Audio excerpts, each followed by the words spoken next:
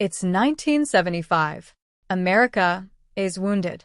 The Vietnam War just ended. Gas lines snake around city blocks. People are angry, confused, and desperately looking for something, anything, that feels like the future. And then, American Motors drops this.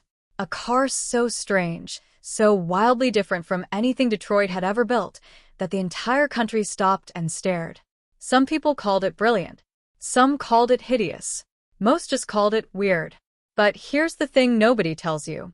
This car, this ugly little fishbowl, was actually decades ahead of its time. The engineers, the designers, the dreamers who built it were trying to save American driving as we know it. And they failed. Spectacularly. Or did they? To understand why the Pacer existed, you have to understand what America was going through. For decades, through the 40s, 50s, and 60s, American cars had one defining philosophy. Bigger is better. Detroit was building boats. Massive, chrome-plated, gas-guzzling land yachts that got maybe 10 miles to the gallon. And nobody cared. Gas was cheap. Roads were wide. America was king. Then 1973 hit like a freight train. The Arab oil embargo cut off petroleum supplies to the United States almost overnight. Suddenly, those enormous V8 engines weren't symbols of freedom anymore.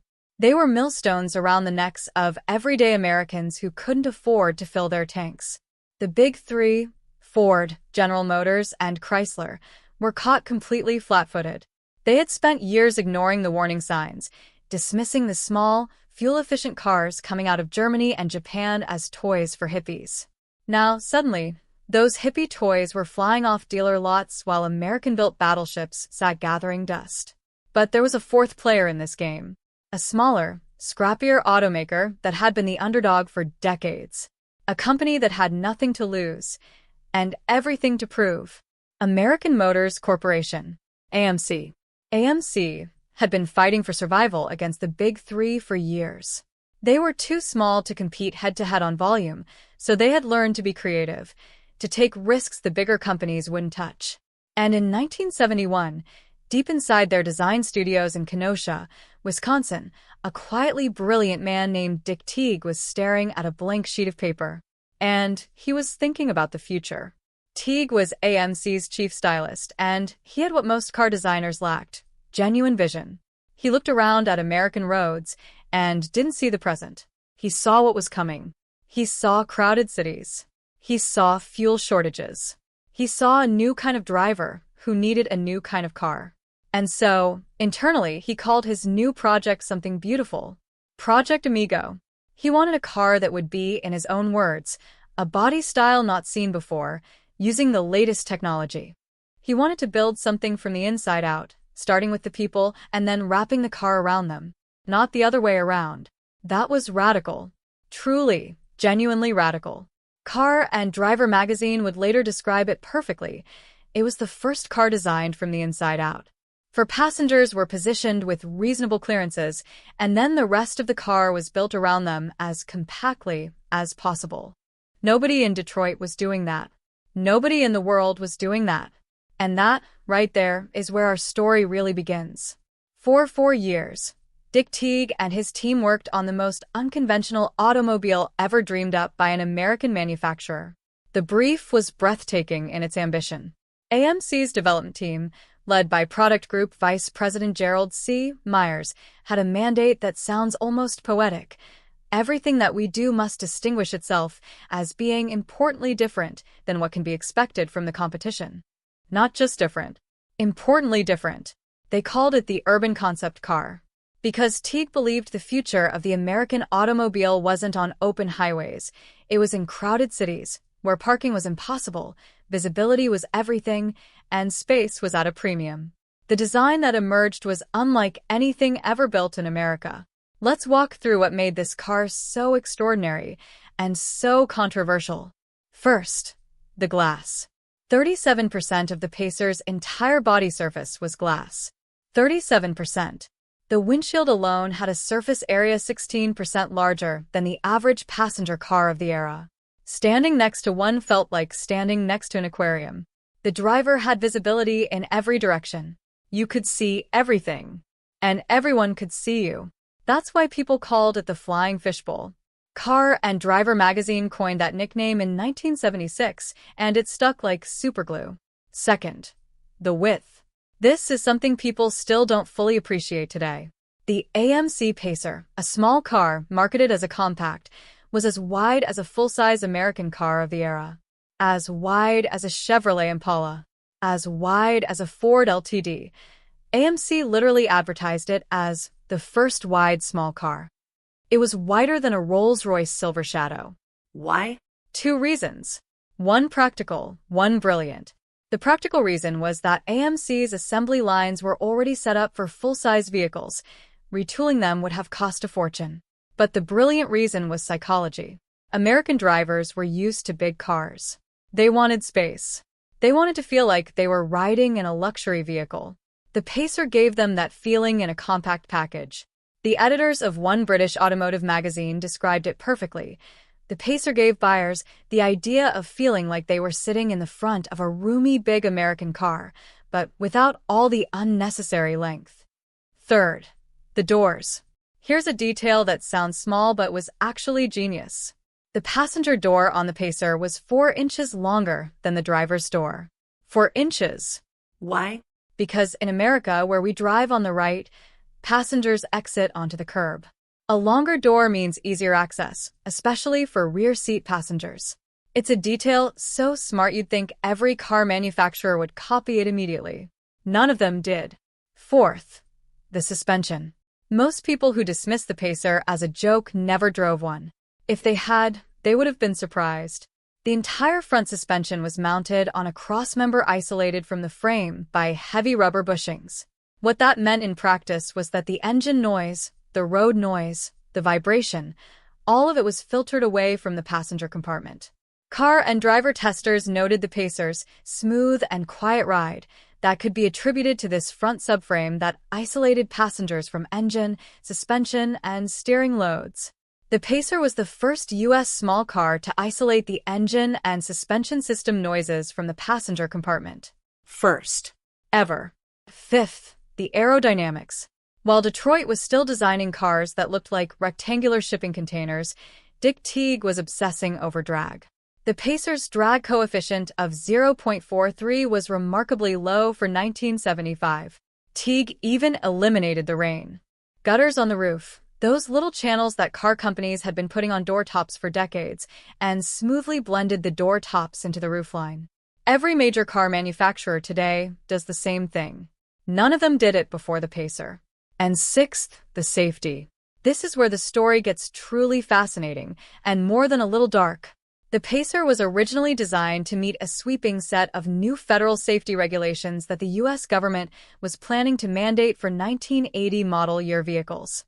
We're talking 50-mile-per-hour front crash testing, 25-mile-per-hour side impact testing, 30-mile-per-hour rollover testing, bumpers that could absorb a 10-mile-per-hour rear impact without damage.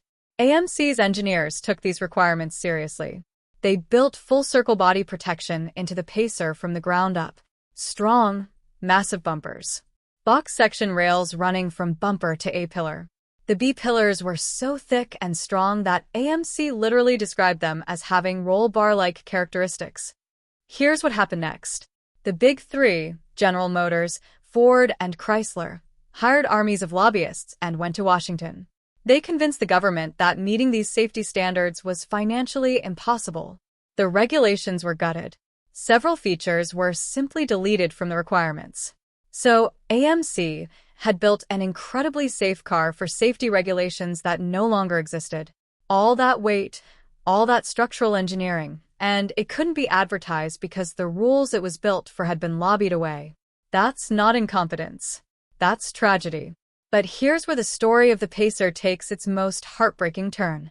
Because all of that visionary engineering, all of that brilliant forward-thinking design was built around an engine that was never going to exist.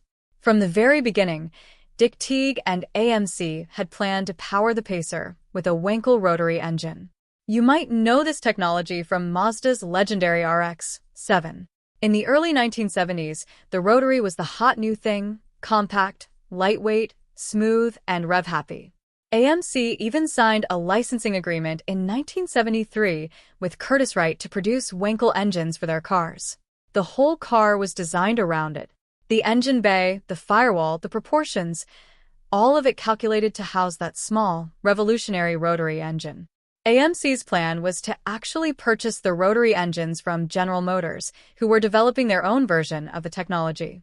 But in 1974, as the oil crisis deepened and fuel economy concerns dominated everything, GM canceled their entire rotary program.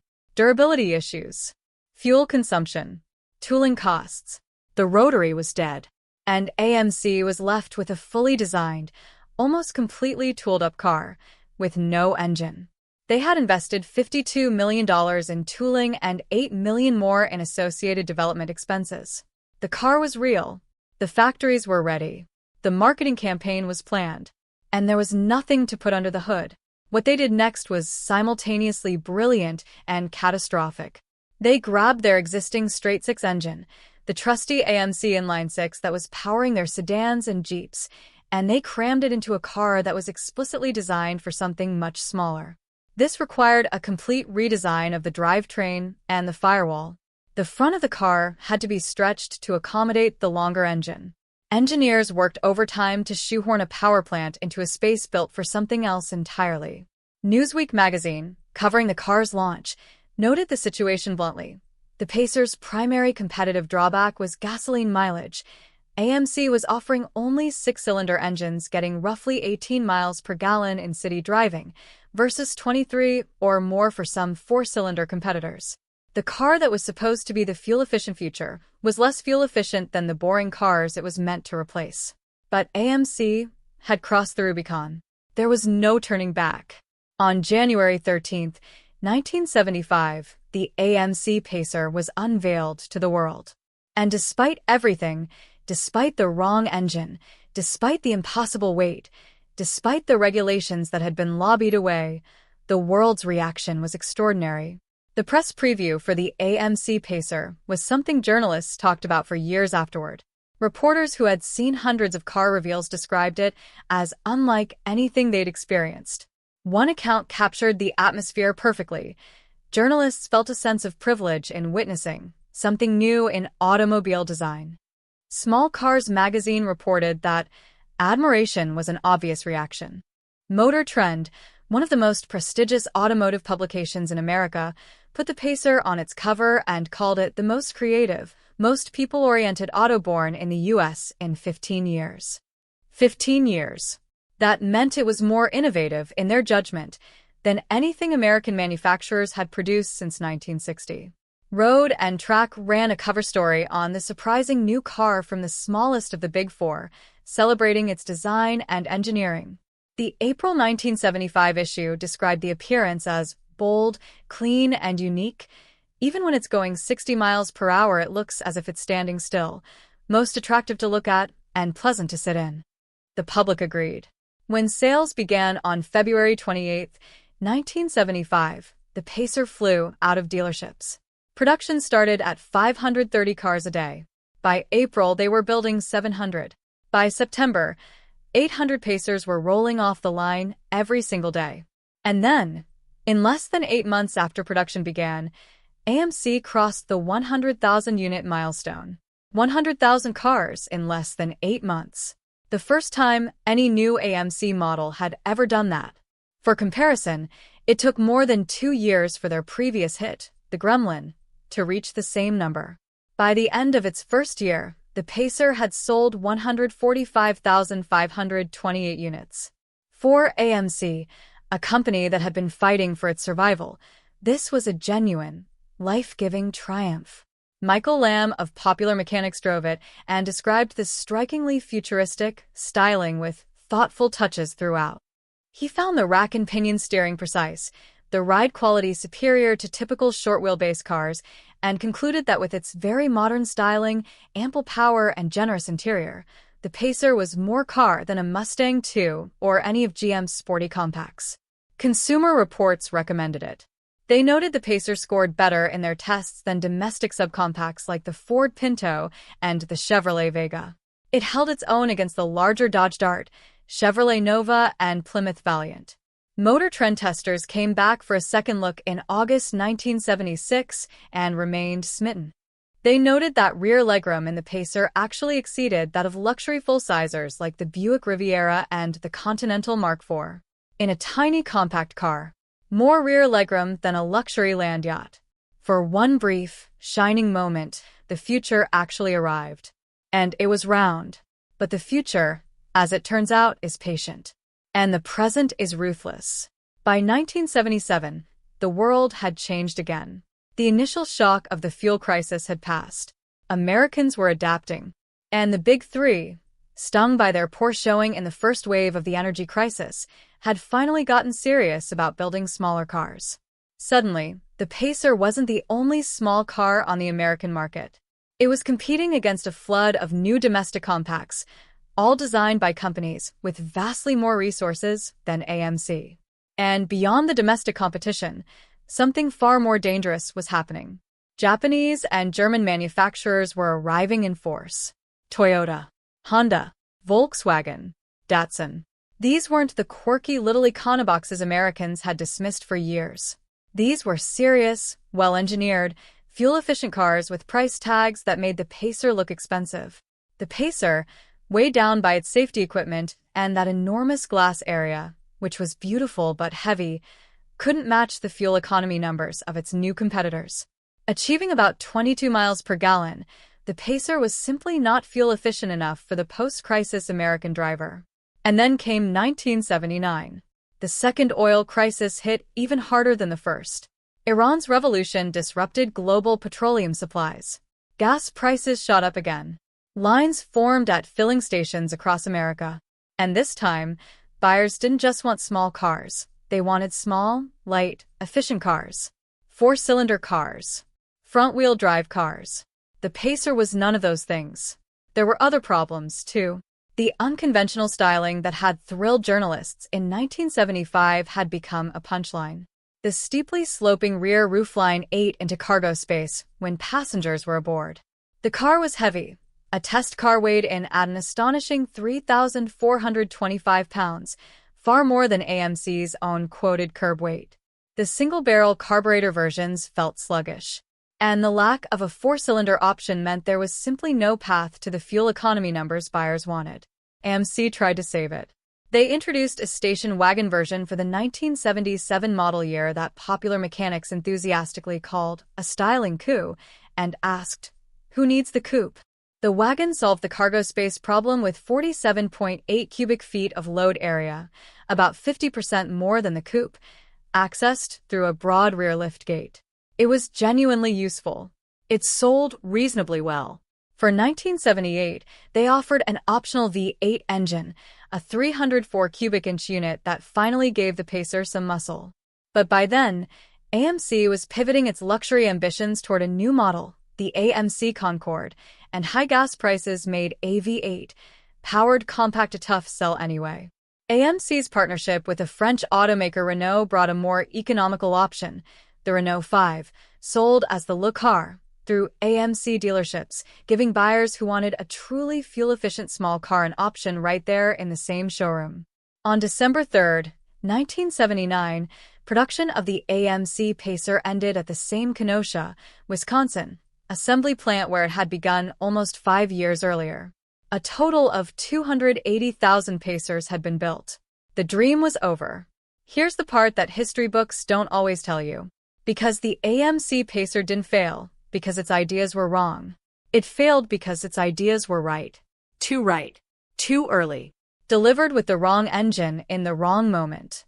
Look at modern cars and tell me the Pacer was wrong. The cab-forward design, wheels pushed to the corners, windshield over the engine, maximum interior space in a compact footprint, is now the standard for virtually every car built on Earth. When you look at a modern Honda Civic or a Toyota Corolla or a Volkswagen Golf, you are looking at the cab-forward philosophy that the AMC Pacer pioneered in 1975.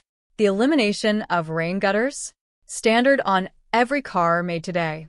The massive glass area and 360-degree visibility.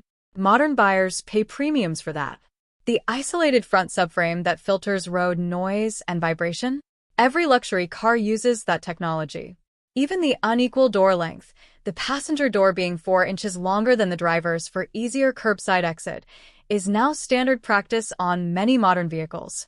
Dick Teague and Gerald Myers and everyone at AMC who worked on Project Amigo were looking at exactly the right horizon. They saw the urban future clearly. Compact exterior, spacious interior, fuel efficiency, safety, visibility, isolation from noise. That is the modern car. That is what every manufacturer on Earth is trying to build right now. And in 1975, AMC got there first. With $52 million, a small team, and a vision that the rest of the industry simply wasn't ready for. Roy D. Chapin Jr., AMC's own board chairman, had said it himself before the car even launched. It will be a visibly different car, maybe even controversial. It's an idea that represents a transition between what has been and what's coming. Today versus tomorrow. He was right. He just didn't know that tomorrow was still 20 years away. But the AMC Pacer refused to stay dead. The same quality that made it commercially challenging, that unforgettable, once-seen, never-forgotten appearance, kept it alive in the cultural imagination. The fishbowl that everyone had laughed at became the fishbowl that everyone remembered. The Golden Girls sitcom in the late 1980s used the Pacer as a punchline, describing a character as the biggest disappointment to hit the streets since the AMC Pacer. That's not how you talk about something forgettable. You only make jokes about things people actually remember. Then 1992 happened. Wayne's World arrived in theaters, and with it, the most famous Pacer in history. The 1976 Mirth Mobile, finished in bright blue with flame decals, mismatched wheels, and a ceiling-mounted licorice dispenser, became one of the most iconic vehicles in cinema history. The scene where Wayne and Garth and their friends headbang to Bohemian Rhapsody in a fishbowl car while cruising through Aurora, Illinois, is burned into the collective memory of an entire generation. That car sat unused for 2 decades after filming. When it was finally restored to its movie specifications and sold at the 2016 Barrett-Jackson auction, it went for $37,000. Not bad for a car nobody wanted. In a Goofy movie, Disney animator Kevin Lima chose a stylized 1978 Pacer wagon as Goofy's battered family car, not because it was cool, but because his elementary school was near an AMC dealership, and the Pacer had lodged itself permanently in his childhood memory. Eminem featured a blue 1978 Pacer coupe in the music video for The Real Slim Shady. Pixar's Cars 2 introduced the character Acer, a villainous 1975 Pacer who served as one of the film's antagonists, introducing the design to an entire new generation of children. And in the collector car world, the Pacer has finally, decades after the fact, received the recognition it deserved all along. Hemmings Classic Car magazine describes it as an intriguing and brave attempt to redefine the American car, concluding that you don't get cars like this anymore. CNN Money reported that Pacer values are rising. Business Week wrote about the CEO of a major collector car insurance company who bought a Pacer for $2,300 in 2004 and watched it inexplicably appreciate substantially in the years since. Not so inexplicably, it turns out. People are finally seeing what Dick Teague saw 50 years ago. So was the AMC Pacer ugly? Maybe.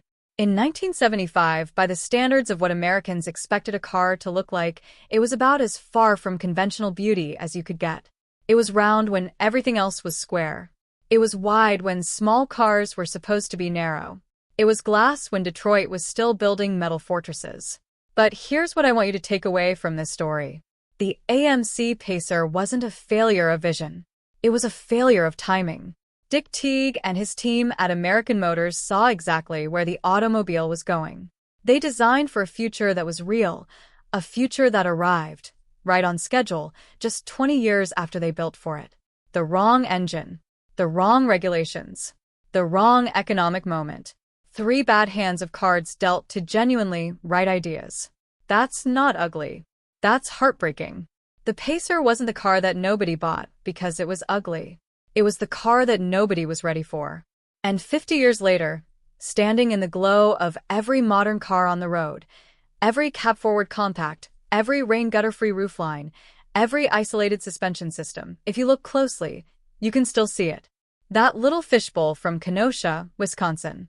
Way out ahead of everyone else. Just waiting to be right.